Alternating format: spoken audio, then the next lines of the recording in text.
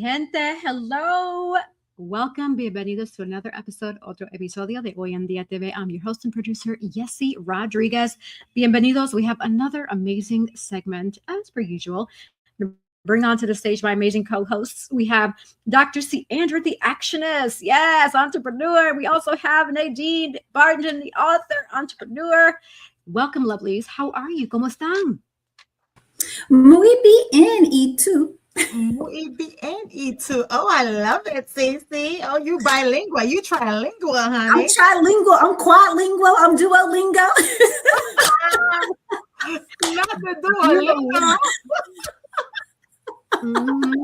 Duolingo is working magic over there. I love it. Yes. Yo estoy muy bien.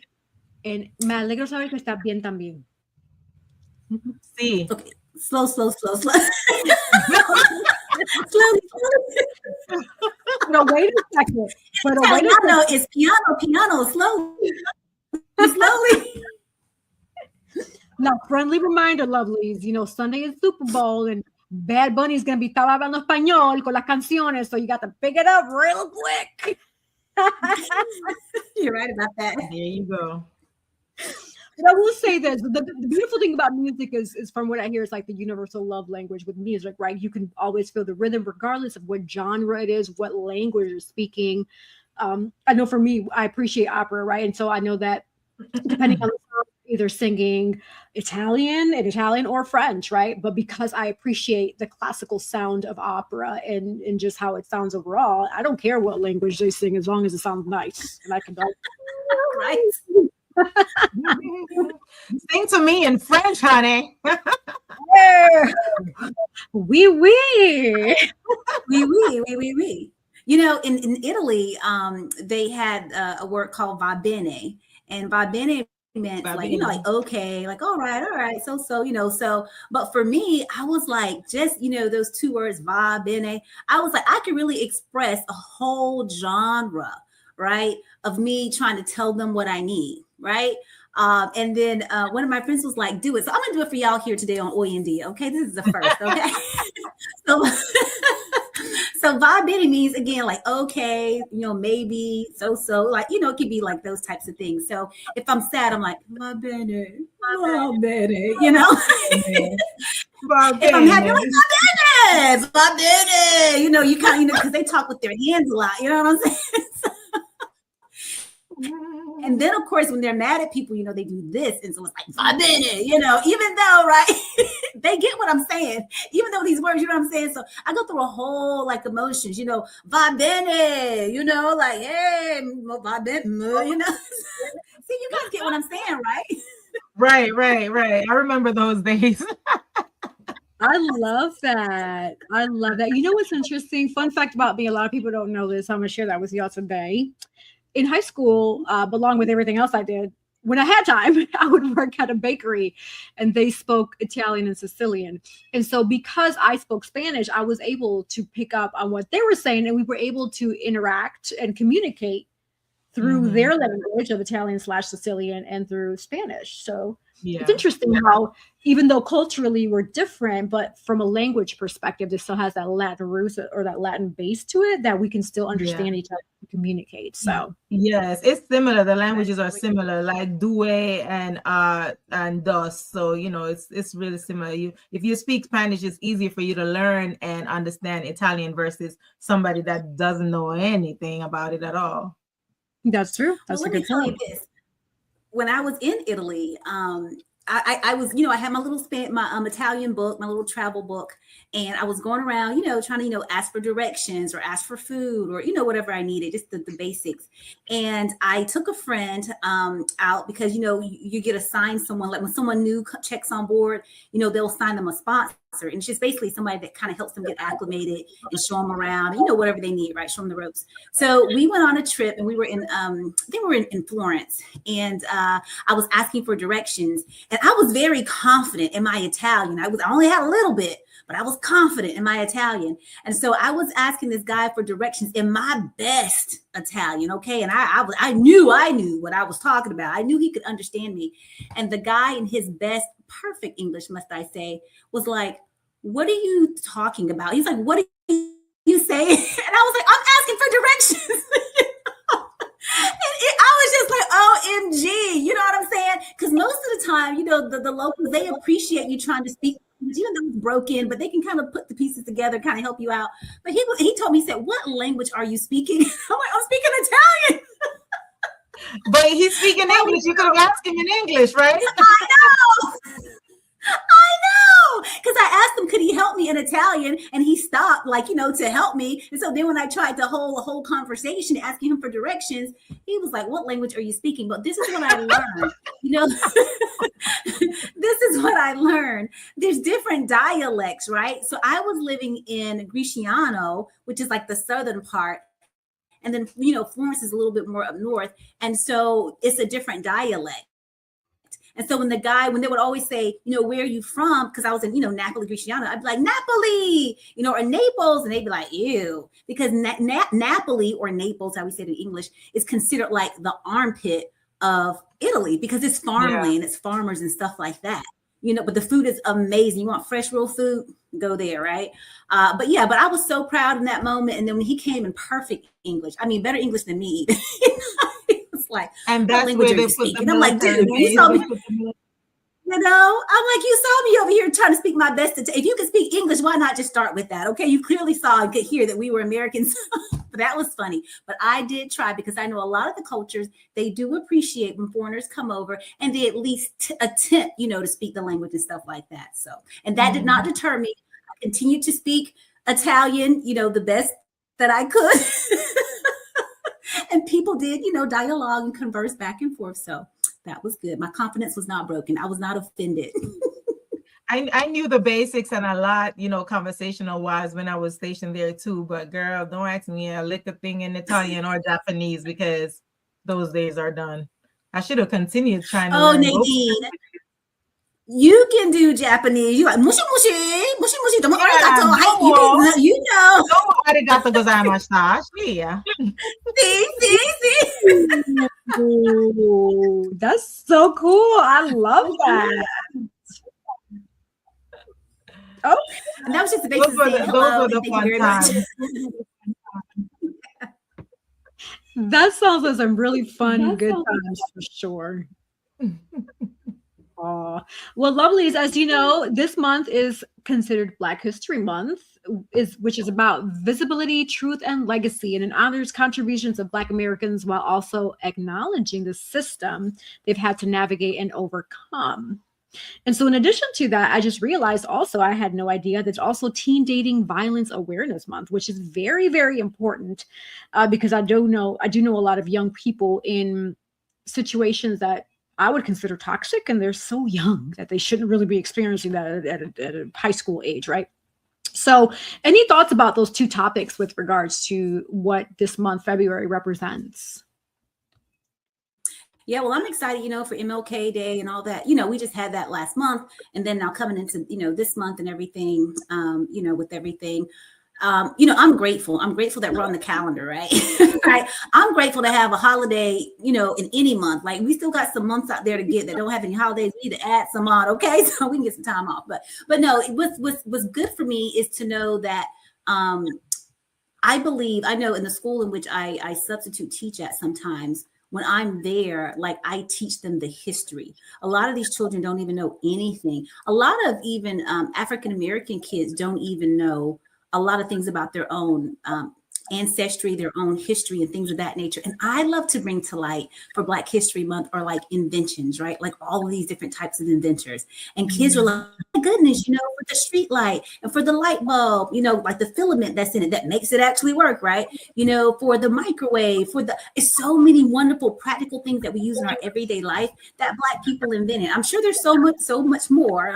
We know that things were stolen and people didn't get the proper credits and stuff like that. But for the things that we do know, I think it's very interesting. So I'm grateful for the month. I'm grateful to even know that there is a teen violence awareness. I'm grateful to know that there is one, but it disheartens me to know that there is one, you know, because like you were saying, like that kind of stuff shouldn't be happening. And it's really sad that, you know, kiddos have to start with that stuff very, very young.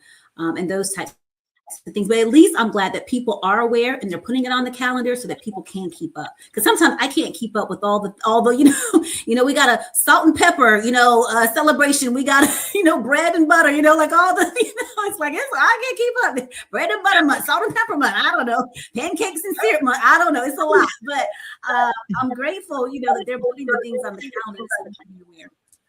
Yeah, Black History Month should be every month. That's just me. I mean, it's not going to solidify everything that, Black people went through. So, but I mean, I'm grateful, like Cece said, that they do have a recognition for us in that era. So, yeah. And That's with the teens, like every time you go on the internet, it's always something. I'm just sick of going on Instagram and Facebook, and it's always something, always violence, always somebody missing. It's just, this world is, I don't even know what to do. You just have to put your faith in God and just hope that, all the crime will minimize at some point. Right. Yeah, no. And I'm glad that you both shared those perspectives and your thoughts. And I agree with you. It's very important to highlight both, because for Black History Month, we'll highlight that first.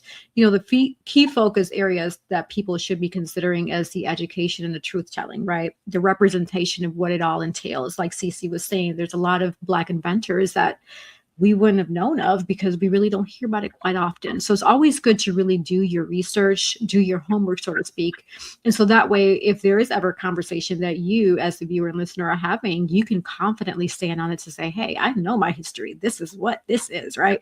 And so also equity and justice and cultural pride overall, because our people as a whole have overcome so much. And I say our people because although I'm Puerto Rican, I still have Black roots in me, Mm-hmm. So it's like I'm still a little bit of melting pot between Taino Indian, Black, and what, Spaniard. So I'm just all over the place here, being Puerto Rican. But nevertheless, I still have that Black root. And it's a pride thing. I mean, we've done so much. Our people as a whole have done so much. And it's a beautiful thing. We just have to keep pushing and keep fighting, right? Also, from a teen violence perspective. Go ahead. Yes. Go ahead. Oh, no, I was going to say I remember in high school when I was growing up, I remember a couple of my friends had really jealous boyfriends where at one time, one of the young ladies was talking to a classmate because they had homework to do. The boyfriend happens to come out of nowhere, pushes the guy and says, "Why the F are you talking to my girl?" I mean, that's a little over excessive. And she's like, whoa, calm down. We're talking about homework. He's not trying to holler at me. He's not trying to hit on me. But it's one of those things where it's like, at that time, you're young. You're like, oh, he's cute. He likes me. But now as an adult, I'm like, no, that's toxic. That is toxic. And so these are some of the things that young women and men alike, because it's both, teen in general, can be facing. And as a parent, and this is me talking to parents, or even if you're aunt or uncle or grandparent, what have you, if you notice that your teen is experiencing that, please have that talk with them. Please let them know that there's plenty more fish in the sea and that's not love. Mm-hmm. Yeah, I'm glad you said that. Go ahead. Yeah, I'm glad you said that because, a lot of times when we think about violence, relational, right, violence, we typically think of like the woman always being the victim. But, numbers are increasing for men where women are really being the abuser, to our young boys and men and things of that nature. And that really doesn't get talked about a whole lot. Or if it does get talked about, the male is made to feel shamed. Right? Which is wrong, because abuse, whether it's female on male or male on female or male on male or female on female, it's wrong. Right? We shouldn't be doing those things. And it's important. This is why it's important to have family, right? A great foundation, and to have men in the homes, so they can teach their young boys like this. We don't do this. Right? We don't hit. And also so they can tell their young girls, their daughters, like, this is what love looks like, right? In a good, healthy environment. And this is what love does not look like. Right?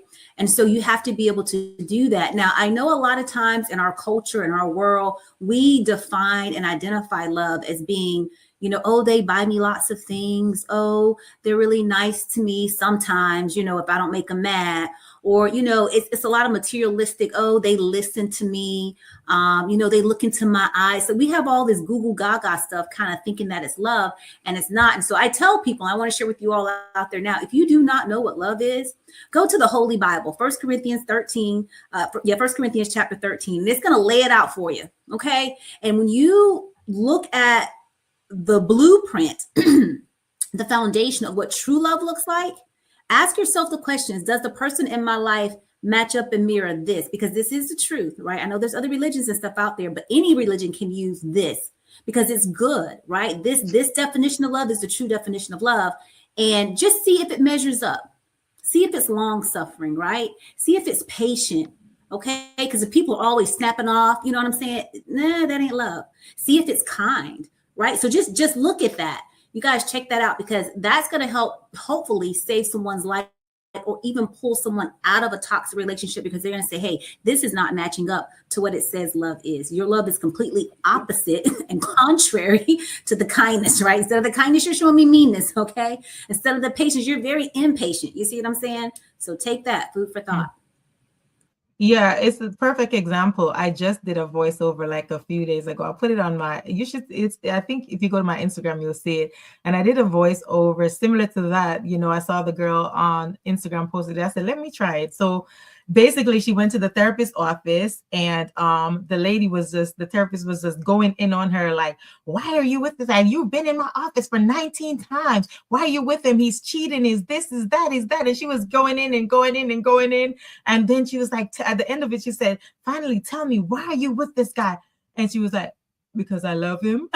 And then she hung up, and she was like, doctor, whatever her name was. She was like, doctor, you know, and it was, you know, it might seem like it's funny in the moment, but people are actually in those situations where they're ignoring all the signs, you know what I mean? And they're with that person, and their identification of love is not what it is or what it's supposed to be.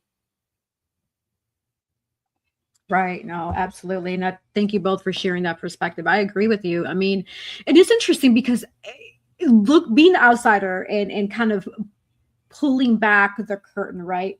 We understand that everybody's upbringing is different, right? And in my theory, and I'm always going to say this, and somebody can help me prove me wrong, but a person, regardless if it's me or you or whoever, learns what love is from home as a child, their upbringing, right? That's the roots.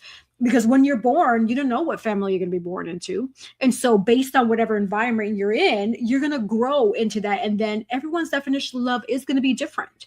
But I agree with you, Sissy. I like the fact that you said reference the Bible, because it does say love is patient, love is kind, love does not do this, you know, because at least you have the basic instructions before leaving Earth, and then understanding what love can be for you. Because I recently shared a post on my IG, I would say probably like an hour ago, to say, learn how to unlearn your behavior and relearn what's the true correct behavior, right? We have to sometimes unprogram ourselves from what we thought growing up was supposed to be, because even our parents or whoever was around us, they're not perfect either. They probably thought it was one way, and now we're adults. Now we know it's a different way. So I say that all to say that it's okay to unprogram yourself from how you were raised. Once you do your homework, once you do your research, once you realize that the sky is really blue and not purple. I mean, sometimes it can be depending on what lens you're looking at if you're a photographer. But nevertheless, right, you understand that you can unprogram what you thought at one point in your life was to be true, but it's really different. So just wanted to share that with y'all. On both ends, on both ends, they have to learn, they have to heal that inner child. So once they heal that inner child, they'll get a better understanding of what they can accept and how the other person needs to treat someone. Yeah. See, I just wanted to put some offerings. Okay, so pass the plate, because you dropped, it was profound. It was Jim, you was spot on. Okay, I'm trying to tell, I'm like all like Shana Night in my spirit, man. Okay, I'm pretty sure the viewers out there like hallelujah. Okay, doing a little G, doing a little dance, because it's very, very true what you said, and I love what you said about the unprogramming and all that stuff. Because when you think about it, you are being programmed. right? You're being programmed. You're being people, so we're learning things and we're being taught things. And yeah, you can kind of use the words, flip a flop, whatever. But you're being programmed. Look at television. It's to tell someone's vision, right? It's programming, right? Future programming now, but it's programming, right? And so you do have to unlearn. And that's the hardest thing, right? Is to unlearn something that you've been taught all your life. And when you come into the truth, and that's been me, it happened to me back in 2013. It happened to me personally. And I was angry inside. I was so angry inside because I could not believe that people will willfully, but we know they do, just lie to you. Just lie. And people do. There's liars, right? You got non-liars and you have liars. So truth tellers and liars. So I was just like, wow, this is really something. And so you do have to unlearn some things. And that's not bad. That's always good. That's always good. Right? So when you find out the truth, y'all, walk in the truth. Walk in the truth, and you shall be set free. Okay? I'm just trying to tell you, but I'm giving you all them offerings, okay? Thank you. I love that. Yes. I feel like the three of us, every show we're always spot on. Like I love our conversations, but today I'm just feeling the warm and fuzzies a little bit extra. And you know what's amazing too? We have our special guest who's waiting behind the scenes, who I'm going to actually bring on, who focuses on mental health and leadership. And she has so many amazing things to offer, but I bring it up to say that from a mental health perspective, Cece, you brought up about lying. And then Nadine, you mentioned, both sections having to unlearn. All of that is part of mental health, right? It's all about mental health at the end of the day. And so I'm going to go ahead and bring on our guest because I have a feeling that she might want to dive into this conversation with us. So let's bring her on here. Let me introduce her. So on this episode today, we're excited to welcome back our returning special guest, Dr. Annie, also known as Dr. Andrea Swink. Dr. Swink returns to the show as a respected executive, industrial and organizational psychologist, and servant-hearted leader whose work continues to shape people-first organizations across the country. With more than 3 decades of leadership experience, she brings a deep insight from her work across education, business, marketing, construction, and hospitality. Wow. As a first-generation PhD, ordained minister, a longtime advocate for mental health and mentorship, Dr. Swink leads with both strategy and soul. Her impact spans executive leadership, business ownership, and community-centered initiatives, always grounding in service, purpose, and human connection. In this return conversation, we go a little bit deeper, building on our last conversation to explore how leadership evolves over time. Also, touch on the topics that we've just started talking about now, because I'm really curious to hear what she has to say. And overall, how to protect people while still driving results. So without further ado, we're going to welcome Dr. Annie Swink to Hoy En Día TV. Hi. Hello. Welcome back, my dear. Hi. How are you guys doing tonight? Awesome. How about you? Good. I loved listening in the background and hearing all the conversations about everything. Just everything. It was fantastic. I love it. Awesome. So before we go into that, I'm gonna do my $1 million question for those who are first time tuning in, first time getting to know you, didn't have a chance to see you back in December. In a nutshell, who do you say you are? Oh my gosh. My name's Dr. Andrea Swink. I just actually pressed the publish button last night. Dr. CC. I pressed that publish button last night. So my dissertation was published. And so I have a PhD in industrial and organizational psychology from Kaiser University. I have a master's in IO psychology from Kaiser University, and I am a proud alumni of Kaiser. But I also have a BA in organizational leadership from the fabulous University of Oklahoma out of Norman, Oklahoma. So that is a nutshell of what my life has consisted of for the last about 7 years, and along with everything else that I do. So yeah, that's pretty much a nutshell. I have a great support system through my family and friends, through love, which is a key component this month, because it is, I think this is a great month. Not only is it Black History Month, but we also recognize love this month, right? And so I think that all those things combined is just fantastic. So So that's my short version. I am from Oklahoma. I live in St. Petersburg, Florida, where it's supposed to be warm and sunny, and it's cold today, but most of the time it's warm. But I grew up in Oklahoma, in a small town called Cashin, Oklahoma, and finished out in Edmond, Oklahoma, which is all right around Oklahoma City. So, and then I've been here for about 10 years. Awesome. Well, thank you so much for sharing that background. Yes. So you've been a long advocate for mental health and kind of in light of what we're talking about now, but I'm going to first start with mental health and leadership spaces. So why is this conversation still so necessary? And I feel like often it does get kind of avoided, right? Because we deal with different people in a professional space and you're a leader. So I say that to say, what are your thoughts about the whole being an executive or in a leadership position dealing with mental health, especially when you have direct reports? Right. Like, what are your thoughts about around all that?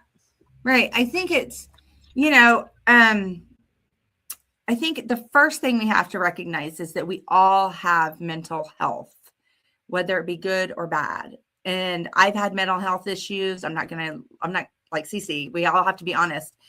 I've dealt with depression just like anybody else, whether, and a lot of these things are environmental, whether it be the situation that you're in, as far as, mine came from losing my home, losing my dogs, to a house fire, all those kind of things that kind of set off some, some depression. It would for anybody, right?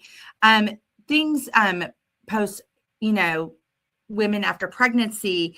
I mean, there's a million things, the loss of a parent, the loss of a child, the loss of a grandparent. So a lot of those things play a huge factor in our mental health and how we deal with it. I think what the problem is in the workforce, okay, so now we're going to flip over. We've become honest with ourselves. We all deal with these things, whether we cry in the shower or we cry to our friends over a glass of wine, whatever the case may be, right? But once we understand that and recognize that, and I have great friends that support me and a core group of people. But I think in the leadership role, you have to recognize, and the one thing that I try to strive, and nobody is perfect, right? There's only one person in this world that is perfect, and that is our Lord and Savior. But the one thing I strive when I am in a leadership position is to recognize the good qualities of people. And I really focus on that. Like, if you are really good at doing something, it might be on your resume. You might not be, touting about it somewhere, but if you're really good at something, so let's say you're really good at Excel spreadsheets, I will hone in on that. And as long as you like to do that, I'm going to make you the queen of Excel spreadsheets. Well, I believe that if we focus on good qualities of employees, then their mental health stabilizes within a workforce. Where if we say that, well, Susie doesn't do well at this, right? Susie might be in the wrong position. Susie that might not be her strong point. Maybe Excel spreadsheets isn't her strong point, but she is a fantastic artist. So we need to really hone in on her strengths. We hired Susie for a reason, but maybe we did not do a good enough job of placing Susie and placing, finding all those qualities and putting them together. So, but I think as a leader, and we don't always get it right. I think we have to, again, Dr. Cece, she's spot on. We're not going to get it right. We are human beings and we are not perfect. I'm not perfect by no means. And as a leader, we're not always going to get it right. We're making the best decision with what's put in front of us. Our response won't always be right. Whether we're a leader or we're a follower, our responses will not always be right. But what we can do is hone in on the qualities that somebody has. So they might not be the best at running the 50 yards, right? But they're really good at supporting the team. And if we recognize that, and one thing I try to think that I'm really good at is taking a group of people, and it's like, okay, I do not really think that this group of people works. but this person does really good at this, and this person does really good at this, and this person.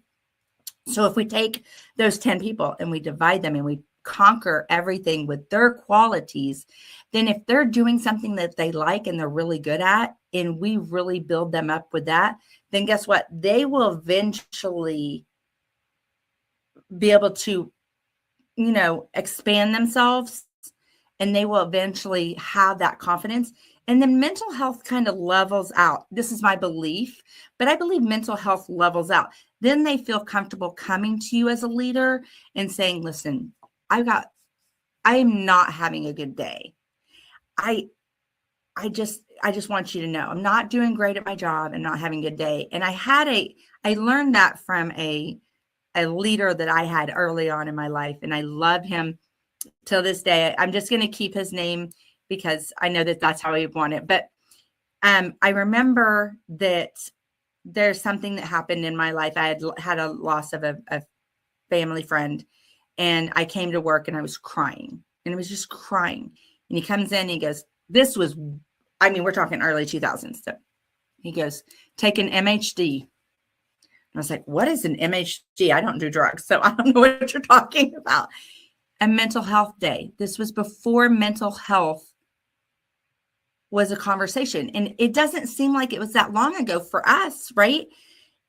It really wasn't that long ago, or it seems like I still feel like I'm 20 years younger, but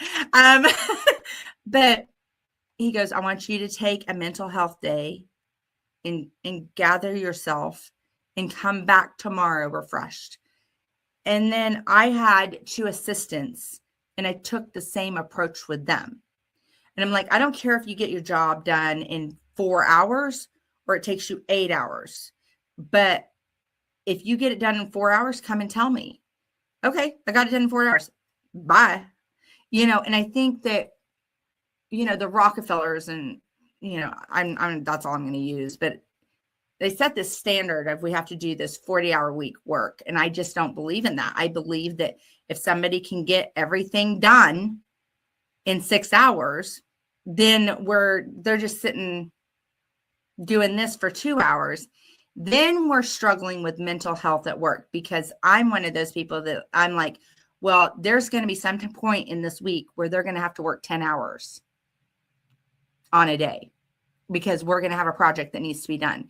So I think that there's a balance. And if you can recognize that balance, and you can recognize that with your employees, and you can understand that, and you can have conversations. And I've had several in a leadership role where I've had several employees come to me and say, hey, I just wanted to let you know, it's not you. I'm not happy in what I'm doing. I want to do something different. And I'm expanding my horizon, and I'm looking for a new position. And I wanted to be honest with you. And I'm like, that's fantastic. Where are you looking at? Can I make a call for you? I don't want somebody that doesn't want to be there.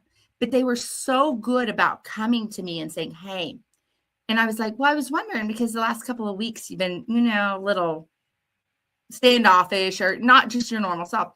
And they were scared to come and tell me. And I was like, oh my gosh, no. And I was like, I will help you. Like, I will write a letter of recommendation. And I think if you can have those conversations with people, I think that the workplace is a much better situation. But I think mental health is something that, and there are a lot of leaders, and you guys know this. I can't say this. I will say this. This should not be leaders, because they're horrible. Like, I watch them from afar, and you should not be a leader, because you don't recognize your employees. You don't recognize they're showing up every day. If somebody shows up to work every day, you better keep them, because anymore, that's even hard to find somebody to come to work. Please come to work. Please do your job. If you would do that, I'd be happy. I would be so happy. So I think we have to recognize the little things and celebrate those. But more importantly, engaging your employees. Understand that the conversation that you have with that employee stays with that employee. I think confidentiality is out the door these days. That plays a huge part on mental health. That plays a huge part in going home, taking work home. That plays a huge part in production. And you can't have that. If I have a conversation with a manager and, my manager or an employee has a conversation with me and I'm their leader, I'm going to tell you that's a vault with me. I'm not, unless it is concerning to the organization, to harm themselves, to harm others, that's when the conversation goes out that door. So I think that, that's important these days, is confidentiality between you and your employee. Because if somebody comes to me and says, hey, I'm not having a good day, I'm going to do everything to make it a good day for them, So that's my take on it. I don't know if it makes sense or not, but I think that we miss a lot of things these days that are important. You're really good at this. I want to celebrate that every day. And if it means that you're the person that should be answering the phone, let them answer the phone, right? Like, that's what we need to do. And it lowers the stress level, which lowers our mental health issues. We have a happier workplace. I love that. Yes, I love that. Thank you for sharing that perspective. That makes a lot of sense to me. Nadine, I believe you had a follow-up thought with regards to what Dr. Swink was sharing with us. Yes, absolutely. Dr. Swink, you make such valid points, because I've dealt with that and some of those leaders firsthand in the military. And you are absolutely right. Some of those leaders should not be wearing the uniform. They should not be leading people. And, mental health is a stigma, because a lot of people think you're crazy for wanting to go to medical, for seeking health and things of the sort. But yes, some of those leaders, as you stated, they should not be leading people. They should be taking a class. They should be going to NAMI, learning the ins and outs of what mental illness really and truly is. Like, as far as, I'm not sure if they use the same terminology in the civilian sector as the military. If you want to go to medical, or if something is wrong, it's called malingering, meaning that you don't want to work, basically. And why it look like, am I frozen? It looks like, can you guys hear me? I can hear you, but it does look a little laggy. Yes, we can hear you. Okay. Okay, good. So and Cece could attest to this too, about the malingering.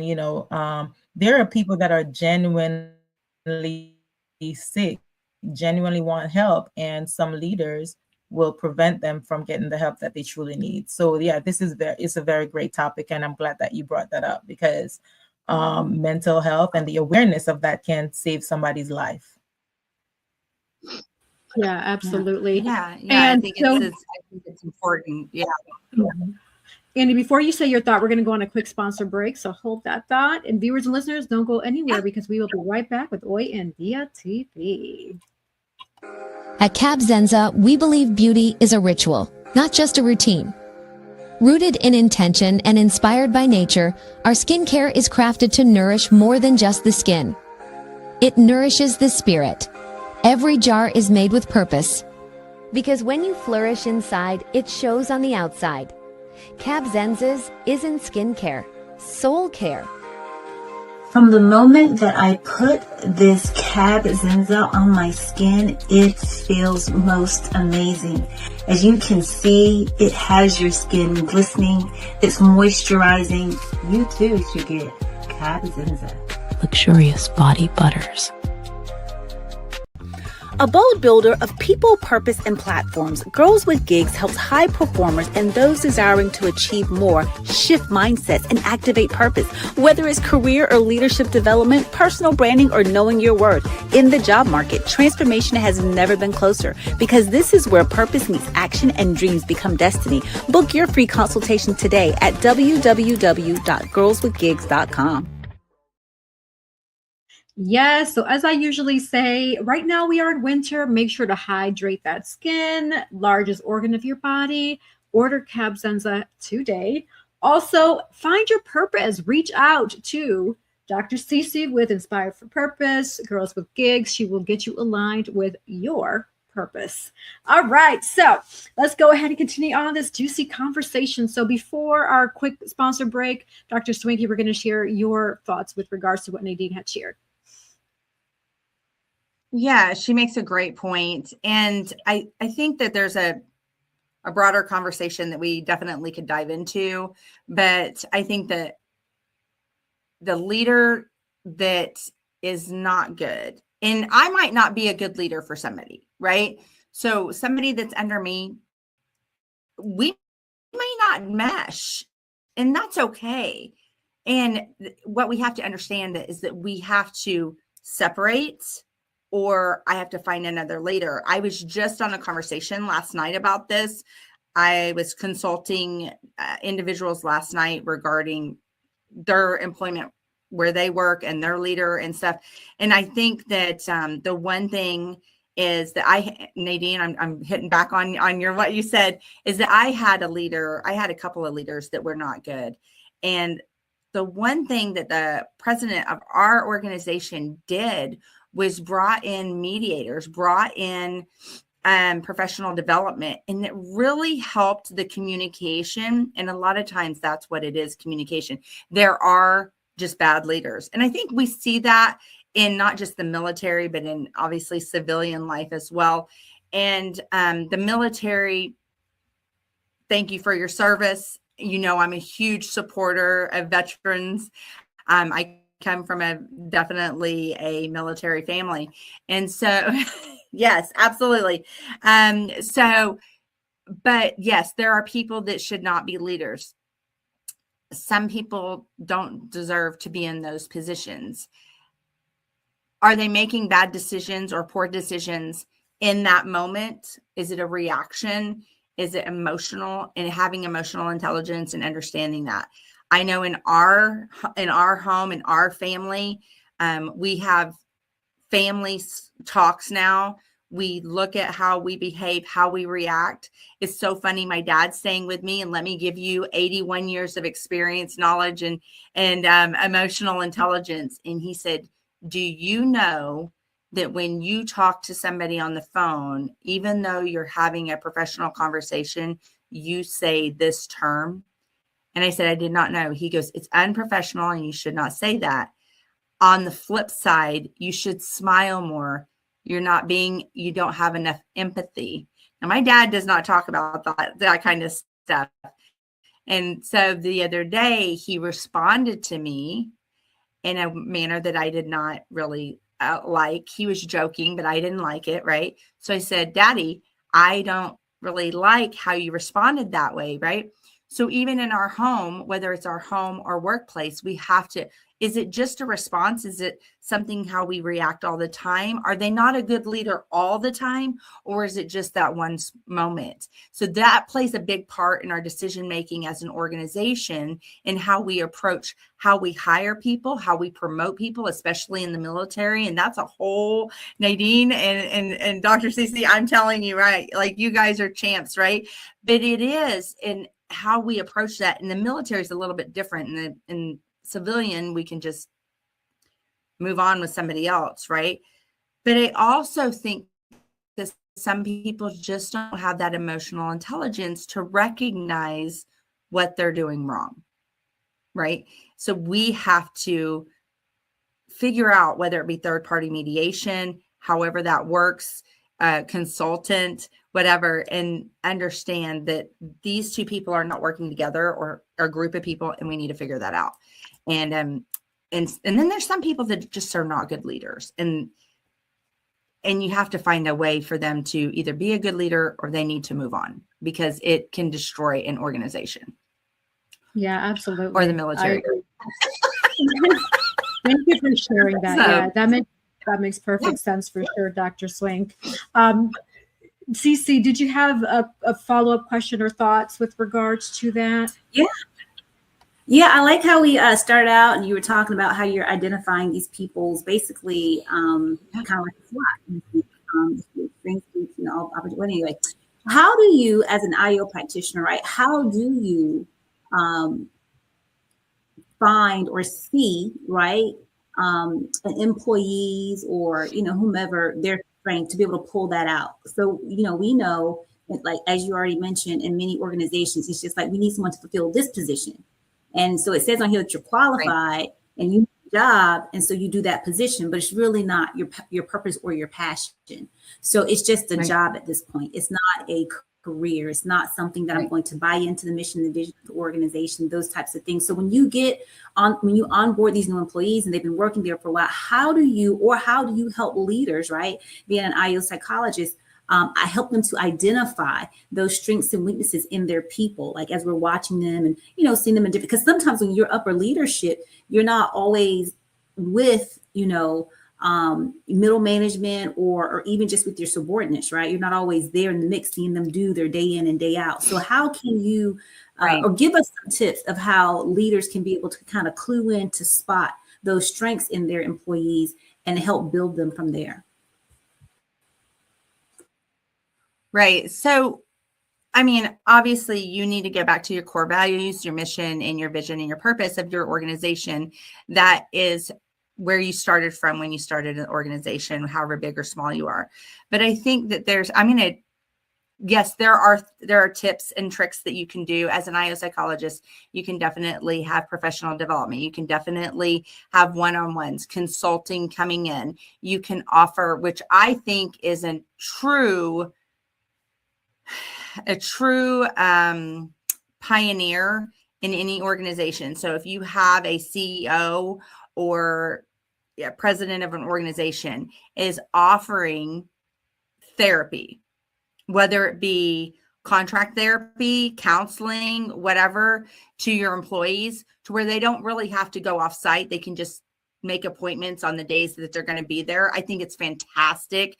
I think it's probably one of my biggest pushes for people to have that care right then. And it shows that an organization is truly, a proponent for their employees.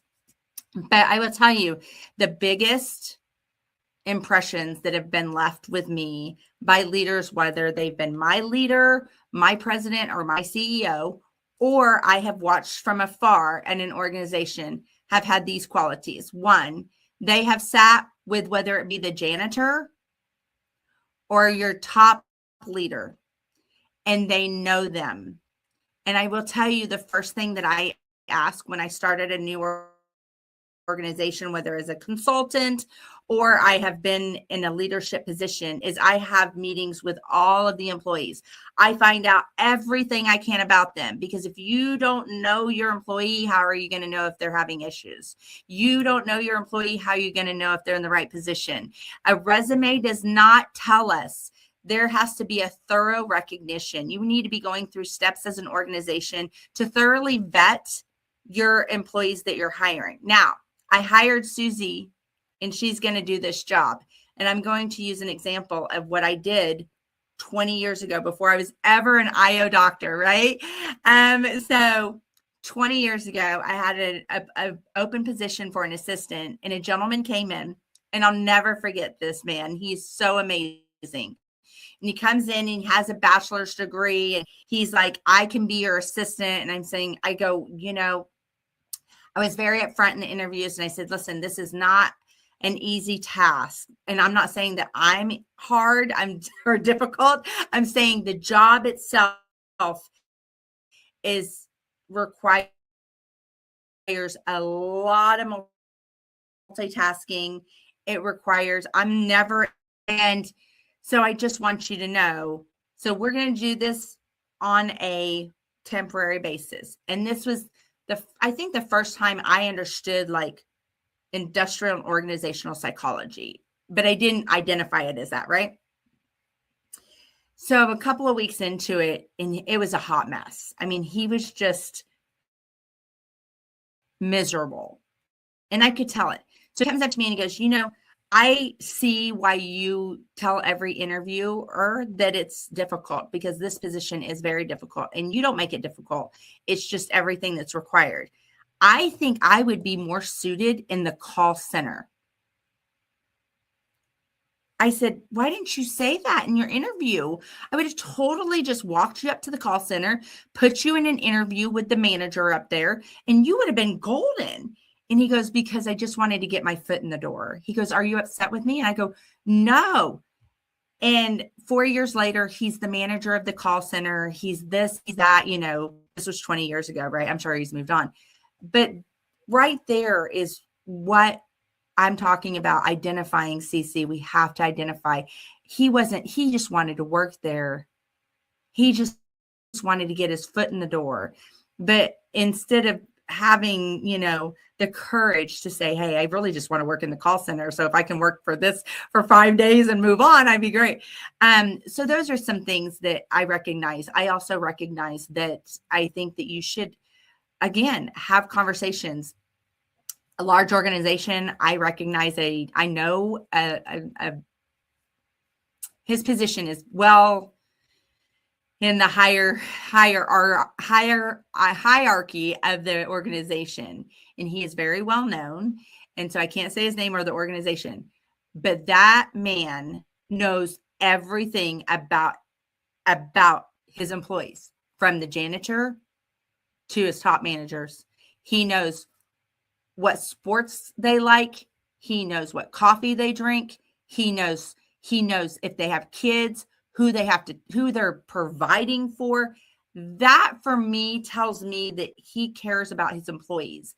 I know, and I've seen what he's done when the employees have lost a loved one, whether it be a father, a mother, a grandparent, whatever. I've seen what he does, successes when they've come out off the charts for doing something, when they have saved lives, like given CPR, done, like, that is a true leader. It's never about him. It's always about the other people. And that's where we get into servant leadership. And that's what right there is a servant leader. That's amazing. Yeah. Thank you for sharing that. I like the fact that you mentioned earlier. Did she answer your question, Susie? I think you did. I think, you know, like, you did. I believe, you know, just for those that are just trying to get it quick, the main thing is communication, really, truly. Talking with your people, like you said, that CEO knows all of those things about, you know, personnel and things of that nature. On the military side of the house, you know, we had something that was called, people probably don't do this, but in the military, you're like gung-ho and like, yeah, it's a good thing. But we called it intrusive leadership. So maybe we should have found a different name, but because that kind of sounds, you know, like a negative connotation, but it's intrusive leadership. And so what you do is you sit down with your personnel and you get into their business. Like, you know, you want to know, okay, you ask them those questions, you know what I'm saying? And of course, because you're the boss and it's a different kind of organization, they're going to tell you, right? Which is nice. You just kind of keep little notes, but that's, you know, that's the way that, you know, I was able to get a lot of information from, you know, sailors and things of that nature, but the communication at the end of the day, I love it. I love it. Yeah, right. Absolutely. And if you notice, and Cece probably remembers because we shared residency together when we were in school together. But if you remember our first residency, Cece, I had colored pencils and pens with me. And I went around to everybody in our second residency as well.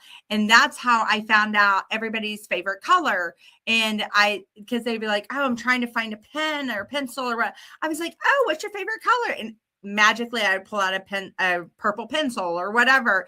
And the reason I did that is because I knew, right?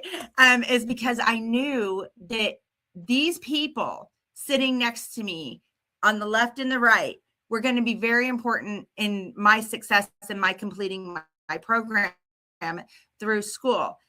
It's the same thing in life. It's the same thing. Organizations need to understand. It's the little things. I'm a big proponent of it's the little things. Everybody, you know, my family gets on to me because I'm like, okay, I got to get this sent out. I got to get thank you notes. I'm a huge thank you note person. I got to send a thank you note. CC knows that I mail stuff all the time. And so everybody goes, you know, you stress yourself out. You worry yourself. No. It's the little things that make the difference. Then if you accomplish the little things at work, knowing your employee, knowing your organization, if you accomplish the little things, the big things are easy because we're doing that as a team, right? So if you accomplish those, then you can accomplish the teamwork. But if you don't know who the CEO, and my mom was a janitor almost her whole life. So if you don't know the janitor's name and know that they have 4 children and they also have their live-in mother or grandmother or whoever, and you don't know that, you don't know your organization, and you are failing as a leader, not only as a leader, but as a servant leader. And if you are an organization, if you are a leader in an organization, you are a servant leader. You are to lift those people up. You are to put them on a pedestal because they are working for you. Well said. Absolutely. Servant leadership is absolutely key. I love that. Yes. And I'm going to drop the mic on that. Yes. Drop the mic. Like you said. Showing that just because you are in a leadership role, you're still human. You still want to be able to engage with them, right? You still want to be able to get to know them from a personal level, because at the end of the day, right, that is that human interaction, human connection, not thinking like, oh, because I'm so and so, I'm better than you. Right. No, because as quick as you got the job, guess what? You can lose it. So humble yourself there, buddy. Just in case whoever thinks that way, it's food for thought. Humble yourself, you know. But it's at all levels, right? It's at all levels in our, you know, and you all know me well enough that you know that I'm going to come at you, but it's at our government level as well. People, everybody has their own political stance, and we've talked about where I stand on that. But I hold people accountable. So if something's not working out, I'm going to question our senators, our congressmen, congresswomen, whoever it is, right? I'm going to question our governor. I'm going to question that. They have to know us. We are the people. We have a voice, right? But we need to use that in a way that moves the pendulum, right? We have to move that line. And in order to do that, we have to use our voice. And so it's nothing for me to call a senator or to email a senator and say, hey, I know that you're working on these 3 platforms, but I don't know if that's in our best interest in this area or wherever, right? I don't know if that's in our best interest. Or, hey, I see that we're spending funds over here. I'm not so sure that that's what, we all want. So it goes to that too. It's at every level. It doesn't matter if it's government, military, or civilian. We have to have that voice. We have to have that conversation. But we also have to hold our leaders accountable, whether it's in an organization, whether it's in the military, whether it's in the government. We have to hold our leaders accountable. Now, what do we do if we're not a leader? Then that's where it gets a little sketchy, and we get scared because we're afraid to go, hey, I don't really like this, and sometimes you have no control about how the situation is. And I've been in that. I'm sure you guys have been in that.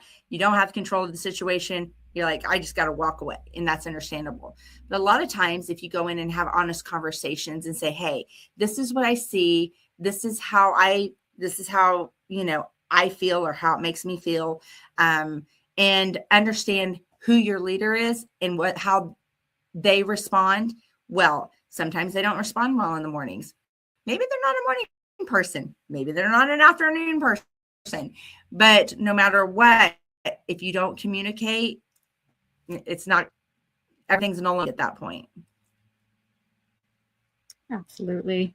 So pretty much across the board with the questions that the 3 of us have asked is communication is definitely key at all levels, not only from a leadership organizational perspective, but also from a personal level as well. Just even off camera, right before we logged in, we were talking about people taking certain things personal and being in their feelings when you may not have ill intentions. I know we started that conversation before we actually went live, but even with that, what are your thoughts about certain individuals when you are saying something and you're meaning it in a positive way, but the receiver, they're not receiving it that way?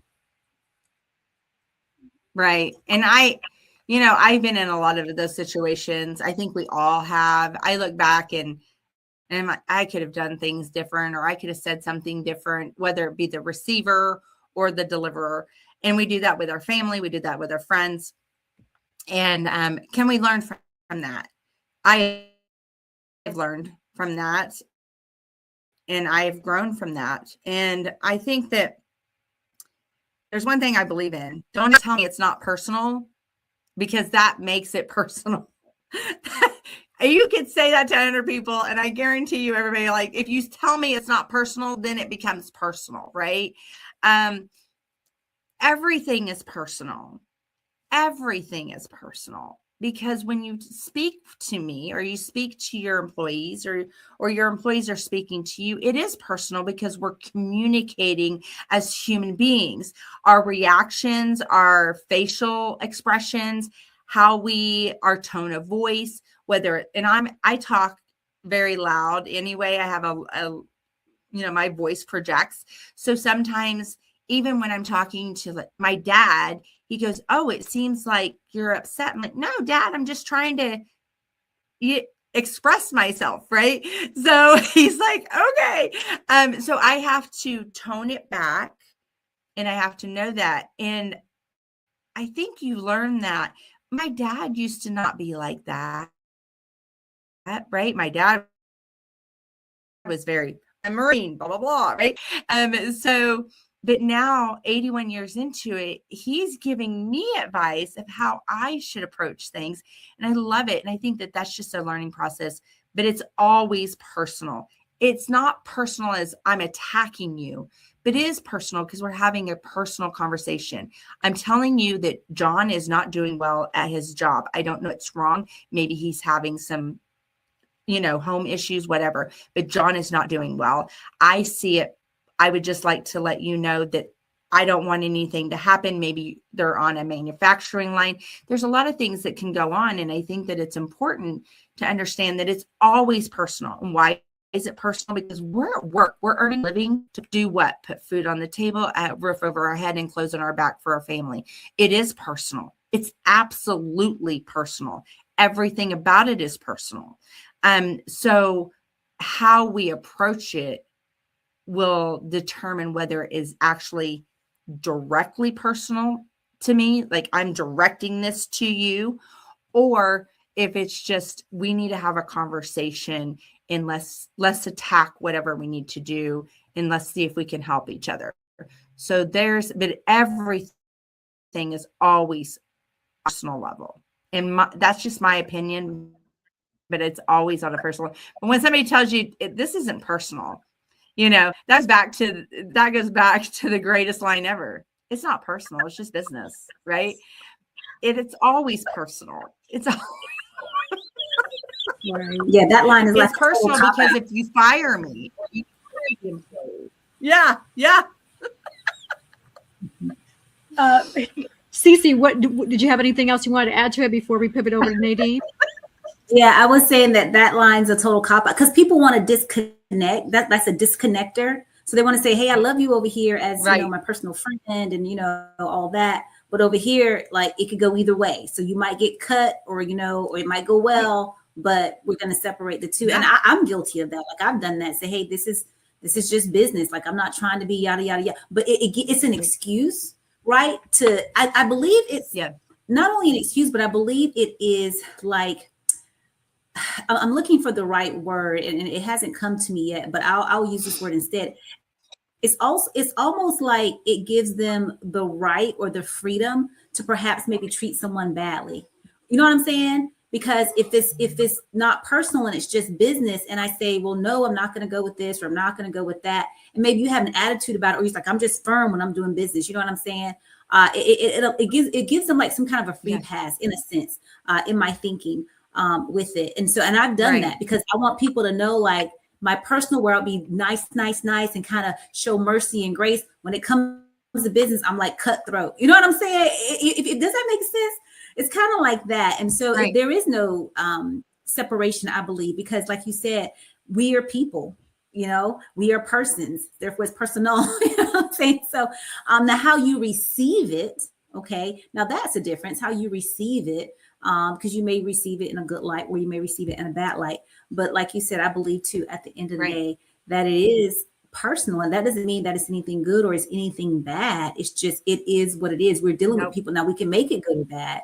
You know, I might come off at you sideways, and you know, or vice versa. So that can make it bad, or I can come to you with like the proper respect and kindness and that kind of thing. I wanted to share a Proverbs 4, and just to really, you know that, you know, put the nail in the it says, guard your heart, for everything you do flows from it. Because we were talking about emotional intelligence and all of that stuff. And people think it's something that just showed up on the scene, and it's never just showed up on the scene, right? This stuff has been here since the beginning of time. Yeah. Every person, people say you don't have emotional intelligence. Well, that's a lie, because we were created with it, right? It's in us. It's in our DNA to function and to do all of these things. We have emotions, right? Even if they say people, you're a sociopath, they have no emotions. They feel nothing. Well, that's not true either. All right. We can go to the literature and we can actually prove that. Right? Because these people, they're doing, you know what I'm saying? So it's always been there, because as this says, right, guard your heart, because out of it flows the issues of life. So therein, you know, in fact, it lies to show you that, you know, emotional intelligence, you know, however you want to term it, it's always been there. The whole thing too with the work-life balance, because with IO, you know, we really focus on that too, you know, in organizations and things like that. And I'm really just cleaning up the language when it comes to work-life balance. And I heard someone say here about a week ago, they said, I don't believe there's any such thing as work-life balance. And when she said it, it made me think about it, because you always kind of put them separate, because you're like, I have my personal life and I have my professional life. What we're talking about now, your personal and business, you know what I'm saying? This is, you know, and so she said, work is life, because it is. Work is a part of life. So there's no separation in the sense of work-life balance, meaning I got to, you know, have a 50-50. It's work is life, and all of it in totality, right, should be balanced, right? So I believe people begin to reframe that can even push people over into a more positive mindset as to how they think. And that hopefully, right, even help better someone's mental health. I love that. Yeah. But don't you think that Go ahead, Annie. Yeah, don't you think that a lot of times when we're talking work-life balance, right? I'm a compartmentalizer. So whatever's is set in front of me on the business side, I can focus. And I think that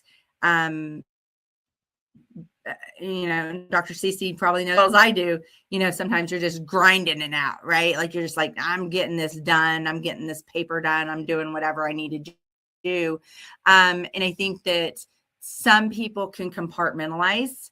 Some people can multitask. Some people can find, I don't like the work-life balance terminology either. I'm with CC, because if I go to work, that is my life. Right.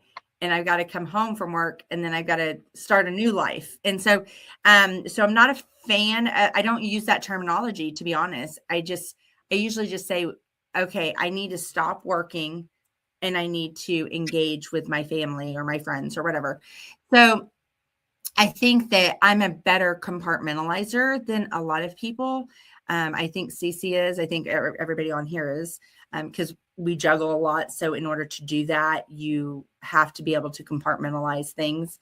And I feel like my brain is like this Rubik's Cube kind of thing. It's like, okay, we're going to go to the blue side, and there's 9 squares. And, you know, so I think that, that has a lot to do with emotional intelligence and also the functionality of a leader. And sometimes that Rubik's Cube in our heads gets twisted a little bit, and we're like, oh, we got to get it back to where it's all the colors are on the same sides. And so I like to think about that a lot. Yeah, that makes sense. That's very helpful. And I appreciate both of y'all for sharing your perspective about emotional intelligence, about even the Proverbs verse that you shared. CC, thank you for that. Nadine, let's spotlight you. I'm sure you have a lot of thoughts that you want to share with us with regards to your perspective on this conversation before we pivot over to our last minute words.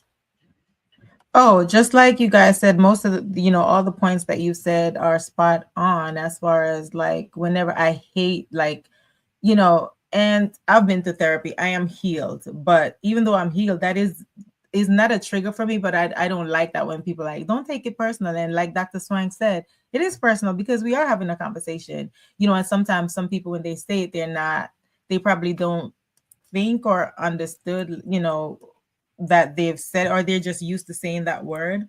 I don't know. For some people, it's like a trigger for them. And for them, sometimes when people say that to you, especially in the workplace, they probably don't like you, or, you know, they just want to get your reaction or things like that. So it's a psychological thing that people use to trigger you or to get your reaction. So that's just my thought of it, you know? Yeah, it's like minimization. When they say don't take it personal, it's like minimization. Like, you know, like you can't take it the way that you're going to take it. You know, you're not going to process it the way that you're going to process it. That you need to process it the way I'm telling you to process it. Right. And so to me, it's not a big deal. So then for you, it shouldn't be a big deal. Right. You know what I'm saying? That's what the whole don't take it personal means. Like, think the way I think, do what I do, say what I say, feel how I feel, you know, like that. So when they're saying this dismissive, it's dismissing you, and that infuriates you, that incites you even more. You're like, what? And then it just kind of goes sideways after that. And it's just like another thing when some people thinking that you're mad or you're upset and you know that you're not. So when they keep saying it or pressing it, that's what's going to make me get mad for you thinking that I'm mad when I'm not. It's like psychology, you know, don't say that I'm mad or I'm angry when I'm not. And I'm telling you blatantly that I'm not upset. I'm not angry. I mean, I'm sorry that I have, you know, the RBF. Sometimes, you know, I can't help that I get my daddy's face, but at the same time, if sometimes when I'm not smiling, it may look like I'm angry when I'm not, or I'm mad at something, but don't tell me just because you see my face, oh, why are you mad? Why are you upset? Why are you this? Like, hello, have a conversation with me. And then you'll see that I'm not upset. But if you keep pressing me and poking the bear, oh, you mad? That's why I'm probably going to give you some words you're not going to like. So yeah, those are my thoughts. I'm so sorry, but I just had this conversation with somebody today, and I'm dying laughing over here because they just sit here and do this, right? Just keep doing that. Just keep poking me. No, after a while. Oh, can y'all hear me? Oh, Nadine froze up a little bit. No, but I agree. No, if somebody keeps poking you, I feel like, in my opinion, they don't really respect you. And at that point, it's kind of like, hey, I don't know what is happening here, but for my energy, I got to protect my energy, and we just got to part ways. Like, I'll let you do what you got to do. I wish you the best.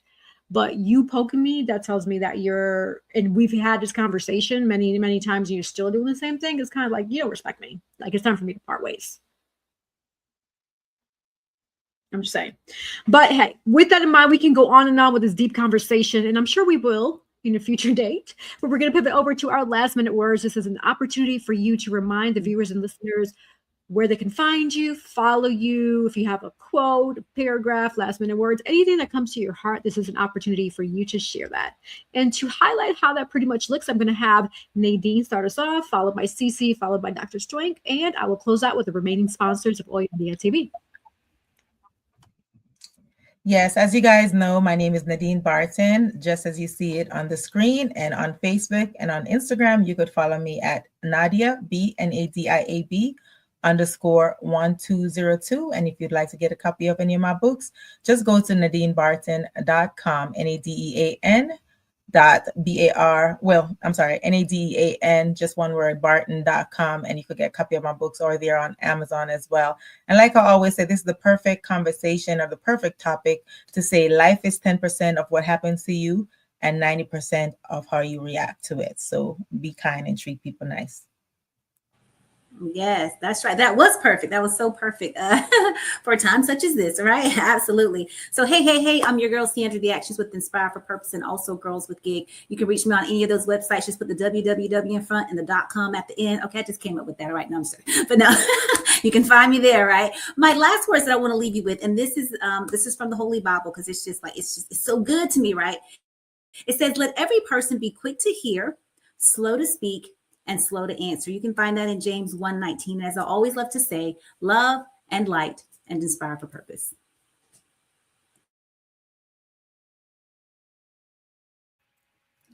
How do you even follow that?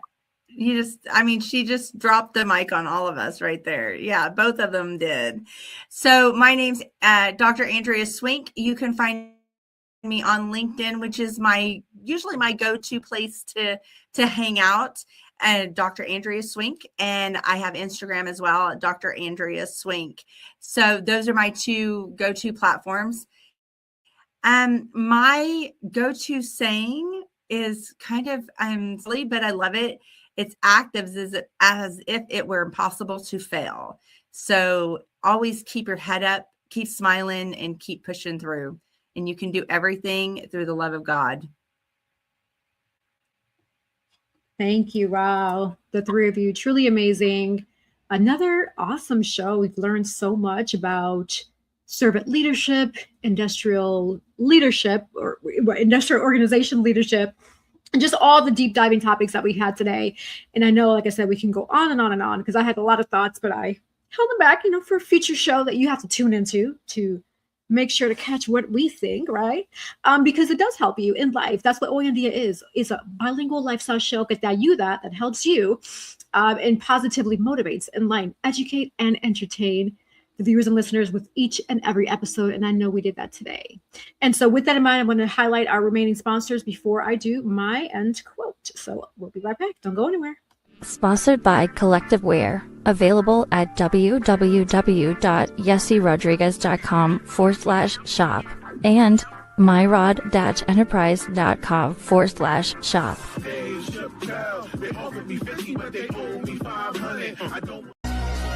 Are you looking for the perfect shirt for that special occasion? At Collective Custom Wear, we bring your vision to life. From weddings, family reunions, anniversaries, or casual outing with friends, express yourself with your unique style and leave a memorable mark. Order now. Our custom shirts are designed just for you. Sponsored by Divine Beauty and Accessories.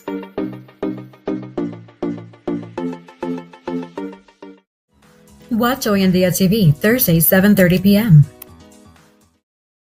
All right, so shout out to Collective Custom Wears. We are wearing our shirts. So we have Nadine and Cece rocking the Hoy En Día shirts. We do have those for sale. So just DM me or DM Cece or DM Nadine, or even send us an email. Let me actually put up the email so you all can see the thread there. I am going to have a link for you all for those who do want to order Hoy En Día shirts. And hey, rock Hoy En Día. Even my this is We Don't Wait, We Create shirt for the upcoming event taking place on April 18th is a networking event. We are going to be in the house. Hoy En Día is going to be in the house representing. So come on out and hang out with us. Now, what is We Don't Wait, We Create, right? So it's a networking opportunity for different people, whether you're a model, actress, videographer, filmographer, director, writer, whoever. You're tired of waiting. You're tired of getting that somebody calling you like, hey, we got this. No, we're going to make opportunities happen. We're going to come together in one room, network, and say, hey, let's put the production together. Whatever it is, you can do that. You can do that. You can do that. Let's put our talents together and make something happen, because we're not going to wait for opportunities to come. We make the opportunities happen, right? We're going to grow together, evolve, and collect dinero, like J-Lo says, yo quiero dinero, you know what I'm saying? So, hey. So for those who want to grow and network, meet us April 18th at the We Don't Wait, We Create event. And yes, more details coming soon about that. And for me, so for those who want to find me and follow me, simple. Go on Google, Safari, Internet Explorer, type in Yessie Rodriguez. Boop, I pop up for you. You can see my social media handles, my website, and a little bit about me. So there you go. You can catch Yessie Rodriguez. And my last quote that I have here is, the sky is never the limit because the galaxies are endless. Thank you all for tuning in to another amazing episode of Hoy En Día TV. Hasta pronto. See you soon.